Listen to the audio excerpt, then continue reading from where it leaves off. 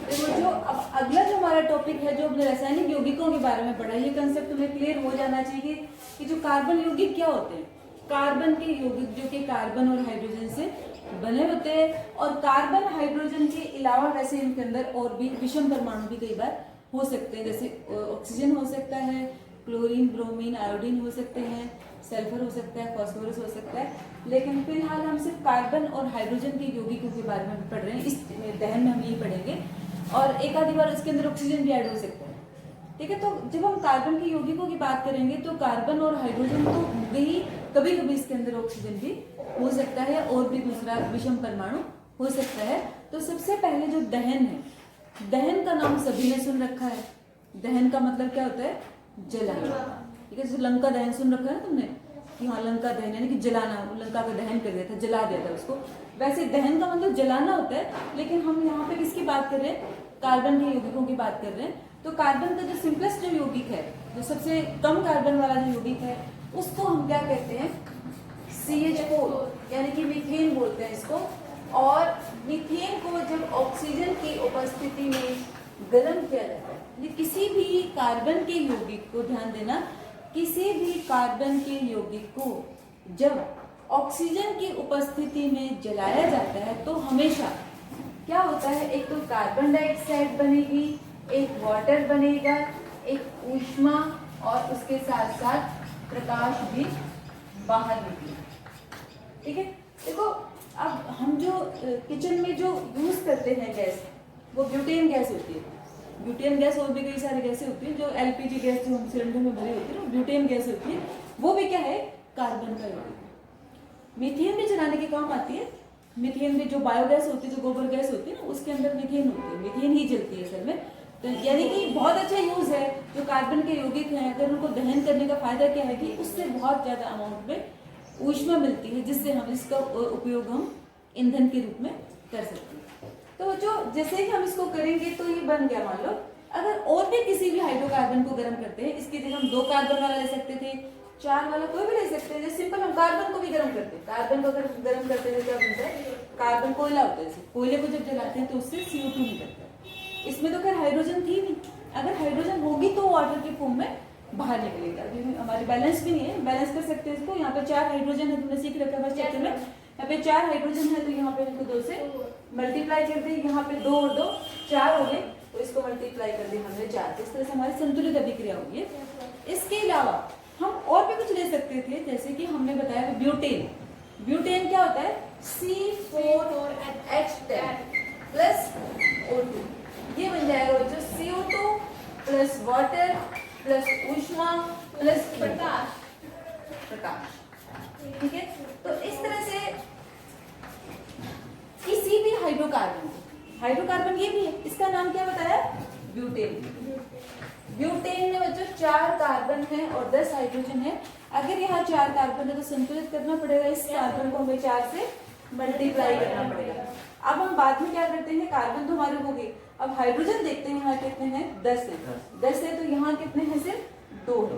तो हम इसको 5 से मल्टीप्लाई कर देते हैं, तो हमारे 5 दूने 10 हाइड्रोजन हो गए। जो हमारी रासायनिक अभिक्रिया, अगर तुम भूल गए हो, ये हमारी एक रासायनिक अभिक्रिया है। ये हमारे अभिकारक हैं, ये हमारे उत्पाद होते हैं। ठीक है, जो तीर के निशान से पहले लिखे जाते हैं वो अभिकारक होते हैं, तीर के निशान के बाद जो लिखे जाएंगे वो उत्पाद होंगे। और इसमें हमें अभिक्रिया को संतुलित करने के लिए हमें सबसे पहले कार्बन को देख लिया, 4 थे, इसने इसको यहाँ से 4 से मल्टीप्लाई कर दिया। यहाँ हाइड्रोजन 10 थे, इसने हमने इसको 5 से मल्टीप्लाई कर दिया। अब यहाँ पे हमारे पास होगी 4 दूनी 8 ऑक्सीजन, और यहाँ पे 5, कितने हो गए? 8 और 5 13 हो गए। तो हम यहाँ पे क्या कर सकते हैं? 13/2 कर सकते हैं। देखो 13/2 का मतलब क्या होगा? देखो अगर हम सीधा 13 लिखते तो 13 दूनी 26 हो जाते ना, 26 का आधा। 13/2 करने का मतलब क्या? 26 का आधा हो गया, तो उधर भी इतने हो गए, यहाँ पे बराबर हो गए। अगर संतुलित नहीं भी करते हो यहाँ पे तो कोई दिक्कत नहीं है, ऐसी बात नहीं। यहाँ पे तुम्हें इस चैप्टर में जो इंपॉर्टेंट चीज है वो क्या है कि जो भी हाइड्रोकार्बन तुम लोगे, जो भी यौगिक लोगे, उससे उसको ऑक्सीजन की उपस्थिति में जलाना है, कार्बन डाइऑक्साइड बनानी है, जल बनाना है, ऊष्मा और प्रकाश निकलना। ठीक है, इसके अलावा अल्कोहल को तुम जलाते हो। अल्कोहल मतलब जो शराब, तुमने नाम सुन रखा है सभी ने, अल्कोहल को भी जब अगर इसमें भी आग लगा देते हैं, लग सकती है, वो ईंधन का काम कर सकता है, उसमें भी सेम प्रोसेस होता है। अल्कोहल मैंने तुम्हें बताया था, अल्कोहल जैसे होता है C2H5OH, ये अल्कोहल है। इसको भी जब तुम ऑक्सीजन की उपस्थिति में बर्न करते हो, जलाते हो, तो भी जो कार्बन डाइऑक्साइड बनेगी, जल बनेगा, ऊष्मा बनेगी, और इसके अलावा क्या बनेगा, प्रकाश। ठीक है, तो इस तरह से तुम मतलब किसी भी, इसको नाम लिख दो, एथेनॉल नाम है इसका, एथेनॉल। एक बार दोबारा नेमिंग करवाऊंगी तब देखना। एथेनॉल का मतलब 2 कार्बन है इसलिए हम एथ वर्ड यूज करते हैं, सिंगल बॉन्ड है इसके लिए एथेन, और OH के लिए हम ऑल यूज करते हैं, तो इसका नाम हो गया एथेनॉल। तो ये हमारी होगी दहन की प्रक्रिया कि कार्बन के यौगिकों को गर्म करने पर कार्बन डाइऑक्साइड और जल बाहर निकलता है। तो इसमें हमें अब कार्बन के यौगिक तो 2 प्रकार के हो सकते हैं, तुम्हें पता है, संतृप्त हो सकते हैं और असंतृप्त हो सकते हैं। तो ये ध्यान रखना, जब हम संतृप्त यौगिकों को गर्म करते हैं, संतृप्त को, तो उससे तो उनका तो ज्यादातर क्या हो जाता है, उससे तो नीले रंग की ज्वाला निकलती है, नीले रंग की स्वच्छ ज्वाला, इससे स्वच्छ ज्वाला निकलती है नीले रंग की। वो क्यों निकलती है, क्योंकि इनका पूर्ण दहन होता है, पूर्ण मतलब पूरी तरह जल जाते हैं। कि CH4 को अगर जलाया जाता है ऑक्सीजन की उपस्थिति में, तो पूरा का पूरा जल जाता है, बचता नहीं है, पूर्ण दहन हो जाता है। ठीक है, तो इसको बोलते हैं नीले रंग की ज्वाला, और ये हो गया हमारा स्वच्छ ज्वाला, इसमें निकल गई। उसके बाद जब हम असंतृप्त यौगिकों को, असंतृप्त यौगिक जैसे हैं, वो कौन से होते हैं, जैसे डबल बॉन्ड वाले या ट्रिपल बॉन्ड, यानी कि जिनके अंदर डबल बॉन्ड होगा वो, या जिनके अंदर ट्रिपल बॉन्ड होगा वो। ठीक है, यानी कि किसी भी असंतृप्त को हीट करेंगे, जैसे कि इथीन को हीट करेंगे, CH2 डबल बॉन्ड CH2, या फिर ये लेंगे CH ट्रिपल बॉन्ड CH, इससे क्या होगा, पीले रंग की या पीले और नीले रंग, पीले और काले रंग की ज्वाला निकलेगी। ठीक है, मतलब कि अगर हम संतृप्त को गर्म करेंगे तब तो स्वच्छ, जैसे हम गैस जलाते हैं तो ज्वाला जो निकलती है वो कैसे नीले रंग की निकलती है, स्वच्छ ज्वाला बोलते हैं उसको।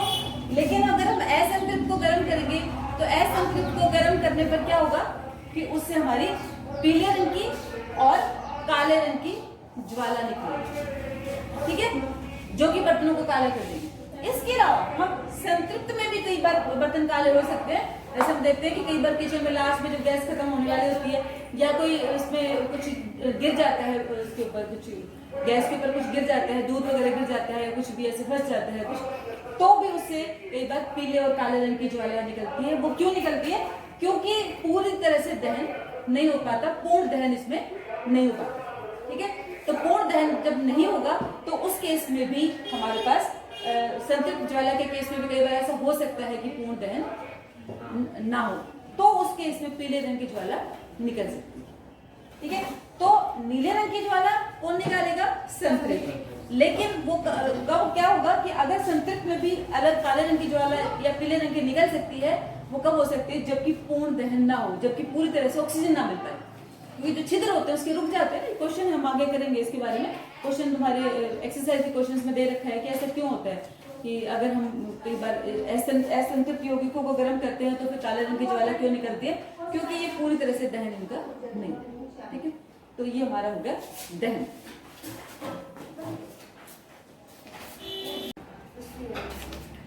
तो जो कार्बन यौगिकों के रासायनिक गुणधर्म में पहली प्रॉपर्टी हमने पढ़ी थी दहन की, सेकंड प्रॉपर्टी है, सेकंड प्रॉपर्टी हम पढ़ेंगे ऑक्सीकरण अभिक्रिया। ऑक्सीकरण अभिक्रिया क्या होती है, इसको पढ़ने से पहले मैं बता देती तुम्हें कि हम ये पढ़ेंगे कि ऑक्सीकारक क्या होते हैं। ऑक्सीकारक पदार्थ क्या होते हैं, जो ऐसे पदार्थ जो कार्बन यौगिकों को ऑक्सीजन प्रदान करते हैं।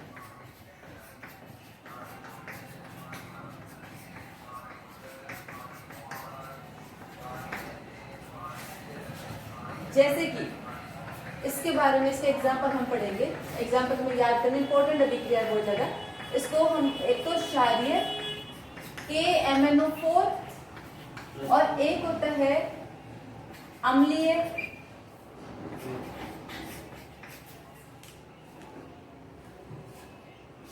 K2Cr2O7। अब इनका नाम देखो बच्चों, K का मतलब पोटेशियम, पोटेशियम ब्रैकेट में लिख देते हैं इसके, इसका नाम होता है पोटेशियम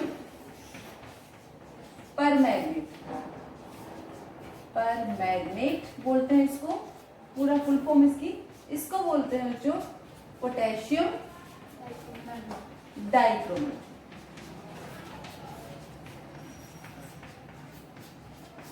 ठीक है, अब देखो ऑक्सीकारक क्या बताया, ऐसे पदार्थ यानी कि ये वाले जो पदार्थ, इनको, इन पदार्थों को हम क्या बोलते हैं, ऑक्सीकारक पदार्थ बोलते हैं। और ये पदार्थ क्या करते हैं, ये वाले जो पदार्थ हैं कि कार्बन के यौगिकों को ऑक्सीजन प्रदान करते हैं।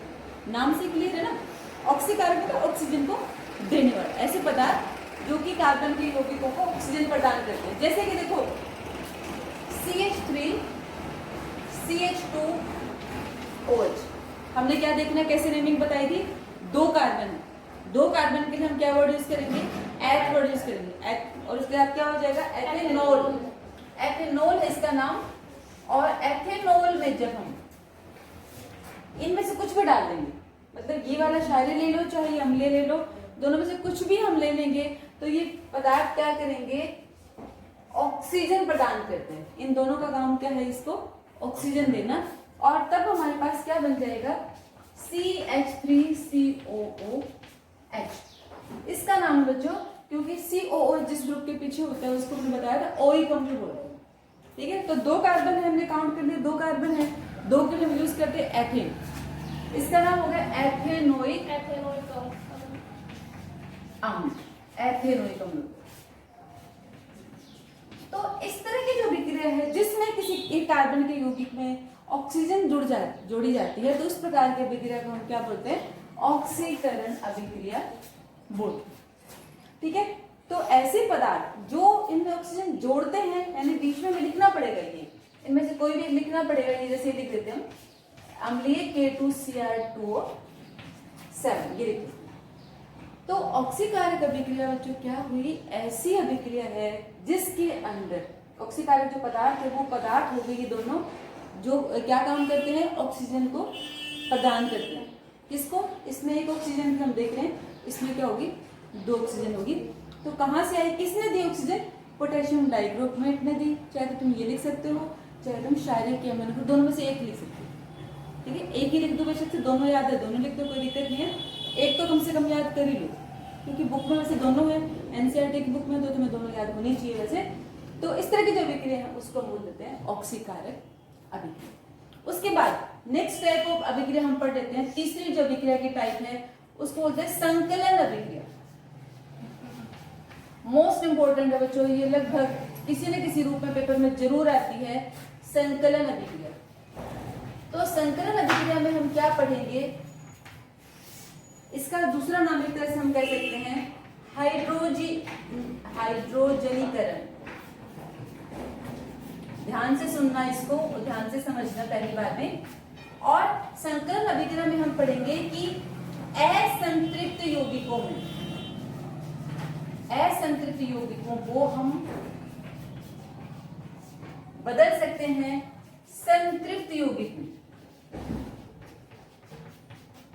कैसे, हाइड्रोजन को जोड़कर, किसकी उपस्थिति में, उत्प्रेरकों की उपस्थिति। देखो असंतृप्त यौगिक ले लिया, असंतृप्त जिसके अंदर डबल बॉन्ड है या फिर ट्रिपल बॉन्ड।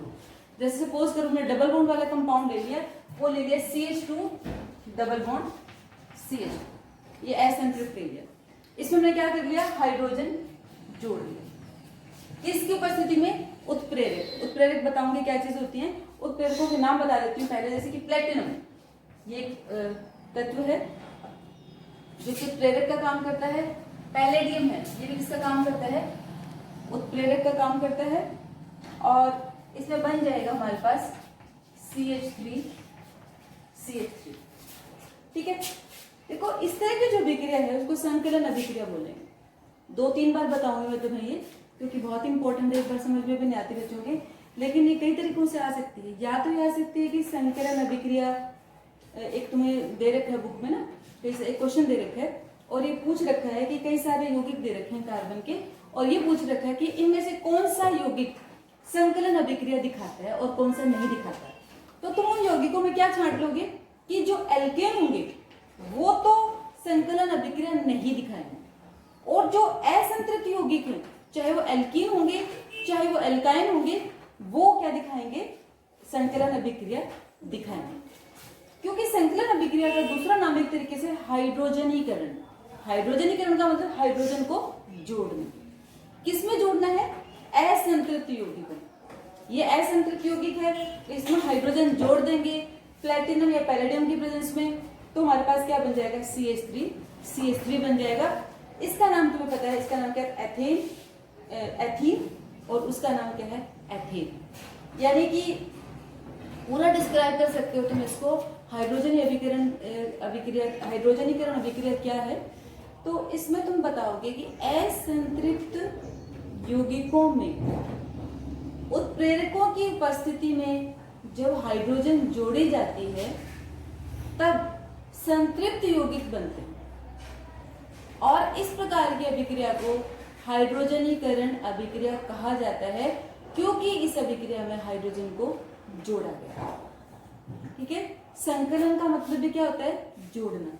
जुड़ किसमें सकती है, जैसे नाम ही मैंने बताया था कि असंतृप्त में तो जुड़ने की पावर अभी कैपेसिटी होती है, क्योंकि इसमें डबल बॉन्ड है। डबल बॉन्ड को हटा दे, मतलब तुम देख रहे हो खास बात कि डबल की जगह यहाँ पर सिंगल बॉन्ड बन गया, हाइड्रोजन जुड़ गया ना। एक हाइड्रोजन यहाँ आ गया और एक हाइड्रोजन कहाँ आ गया, इधर आ गया। ठीक है, 2 हाइड्रोजन इसमें जुड़ गए। तो संकलन का मतलब जुड़ना। संकलन अभिक्रिया कौन दिखाएगा, सिर्फ असंतृप्त यौगिक ही दिखाएंगे, संतृप्त यौगिक ये संकलन अभिक्रिया नहीं दिखाएंगे। ठीक है, इसके अलावा जो उत्प्रेरक की मैं बता रही, उत्प्रेरक क्या चीज होती है, उत्प्रेरक एक तरह से हमारे जो रिएक्शन है, जो विक्रिया है, उसकी स्पीड को बहुत ज्यादा बढ़ा देते हैं। ठीक है, इंग्लिश में कैटलिस्ट बोलते हैं इनको। They increases the rate of reaction, यानी जो भी विक्रिया होती है उसकी स्पीड को बढ़ाने के लिए हम उत्प्रेरक उसके अंदर ऐड कर देते हैं, जो जिसमें इस प्लेटिनम है और पैलेडियम है, ये नीचे वाला पीडी को हम बोलते हैं पैलेडियम।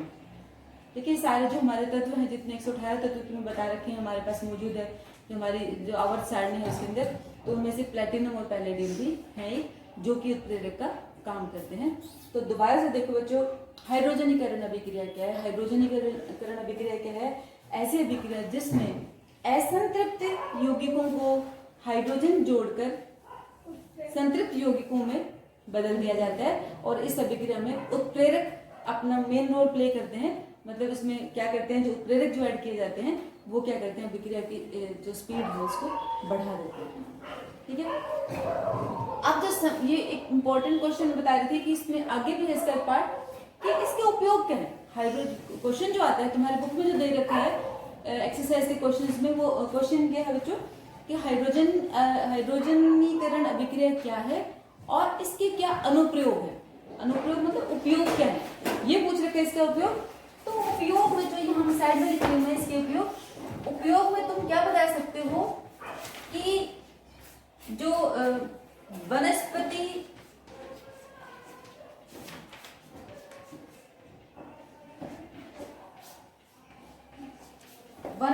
तेल को घी में बदलना।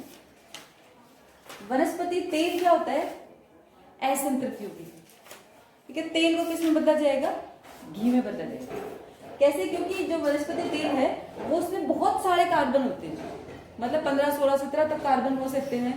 तो उनमें लेकिन डबल बॉन्ड होगा, वनस्पति तेल के अंदर डबल बॉन्ड वाला कंपाउंड है, और इसमें घी में क्या बदल जाएगा, ये सिंगल है। यानी कि ये हमारे क्या है, असंतृप्त यौगिक है, और असंतृप्त यौगिकों को हम बदल सकते हैं बच्चों संतृप्त यौगिकों। असंतृप्त को संतृप्त में बदल सकते हैं, यानी कि तेल को घी में, जो डालडा घी वगैरह का नाम सुन रखा है तुम्हें, तो वो इसी विक्रिया से बनता है। वनस्पति तेल तो ये कहाँ से मिलेंगे, जैसे तेल जो कि प्लांट्स होते हैं, पौधे होते हैं उनसे, जैसे सरसों है, सरसों का तेल तो खैर अलग होगा, सोयाबीन का है, मूंगफली का है, जो मतलब तेल है उनके अंदर हाइड्रोजन जोड़ देते हैं। हाइड्रोजन तो हम जोड़ना ही भूल गए, इसके अंदर हम क्या करते हैं, हाइड्रोजन जोड़ते हैं, किसकी उपस्थिति में, उत्प्रेरकों की उपस्थिति में, इससे कि घी बनता है। तो जो लार्ज स्केल पे मतलब जो फैक्ट्रियां होती हैं जहाँ जो घी बनाने की, डालडा घी वगैरह के, उसमें यही करते हैं, हाइड्रोजनीकरण अभिक्रिया का इसके अंदर उपयोग होता है। ठीक है, तो संकलन अभिक्रिया होगी हमारी, और ये भी इसका ऑक्सीकरण अभिक्रिया भी होगी। देखो जो हम कार्बन के यौगिकों के जो प्रकार कर रहे हैं अभिक्रियाओं के, रासायनिक अभिक्रियाओं में, जिससे 4 टाइप है। प्रतिस्थापन अभिक्रिया, प्रतिस्थापन का मतलब एक तरह से विस्थापन अभिक्रिया है जो हम पढ़ चुके हैं, उसी टाइप की है थोड़ी सी है। तो प्रतिस्थापन में क्या होता है कि ज्यादातर जो हम एल्केन्स दिखाते हैं प्रतिस्थापन अभिक्रिया, वैसे जो एल्केन्स होते हैं अधिकतर एक्री होते हैं। एक्री मतलब जो अभिक्रिया नहीं करते ज्यादातर किसी के साथ में। लेकिन सूर्य के प्रकाश की उपस्थिति में, सूर्य के प्रकाश की उपस्थिति में क्या कर सकते हैं, जो एल्केन्स हैं उनके हाइड्रोजन को क्लोरीन प्रतिस्थापित कर सकते हैं। कैसे, देखो एग्जाम्पल लेते हैं CH4। CH4 किसको बोलते हैं, मीथेन को, ठीक है। मीथेन को क्लोरीन के साथ इसकी अभिक्रिया जब करवाई जाती है सूर्य के प्रकाश की उपस्थिति में, सूर्य के प्रकाश की उपस्थिति में जब अभिक्रिया करवाई जाती है तो बन जाता है CH3Cl प्लस HCl। देखो क्या हुआ इसमें, हम जो प्रतिस्थापन अभिक्रिया, पहले तो तुम्हें ये पता होना चाहिए कि ये एल्केन्स के अंदर प्रतिस्थापन हम दिखा रहे हैं। तो एल्केन हमने कोई भी सिंपलेस्ट एल्केन ले लिया, सबसे कम कार्बन वाला ले लिया CH4। इसमें 4 हाइड्रोजन है, हम जब इसमें Cl2 ऐड करते हैं, क्लोरीन ऐड करते हैं, तो एक क्लोरीन क्या करेगा, एक हाइड्रोजन को प्रतिस्थापित कर देगा, यानी कि एक हाइड्रोजन यहाँ से हट गया, H हट गया, क्या आ गया, Cl आ। तो CH के पास कितने रह गए, CH3 रह गया, और एक Cl यहाँ पर आ गया। तो एक H जो निकला था वो, और एक Cl जो रह गया वो क्या बन गया, HCl बन गया। और ये अभिक्रिया तब तक चलती रहती है जब तक कि जो हमारे पास एल्केन है उसके चारों के चारों हाइड्रोजन प्रतिस्थापित नहीं हो जाते जब तक। मतलब अब तो जैसे कि एक ही Cl आया है, आगे तुम्हारे बुक में सिर्फ इतनी अभिक्रिया, लेकिन अगर तुम्हें पता होना चाहिए कि आगे ये अभिक्रिया जो है वो चलती रहती है, कब तक चलती रहेगी, जब तक कि ये सारे के सारे यहाँ पे CCl4 ना बन जाए, यानी कि चारों के चारों हाइड्रोजन की जगह जब तक 4 क्लोरीन नहीं आ जाते तब तक ये अभिक्रिया ऐसे ही चलती रहती है। ठीक है, तो ये हमारी अभिक्रिया होगी प्रतिस्थापन अभिक्रिया, या एक तरह से इसने इसको विस्थापित कर दिया, एक H को हटा के यहाँ पर क्या आ गया, क्लोरीन आ गया, और जो H निकला था वो Cl के साथ मिलकर HCl बना गया। इस तरह की अभिक्रिया को हम बोलते हैं प्रतिस्थापन अभिक्रिया।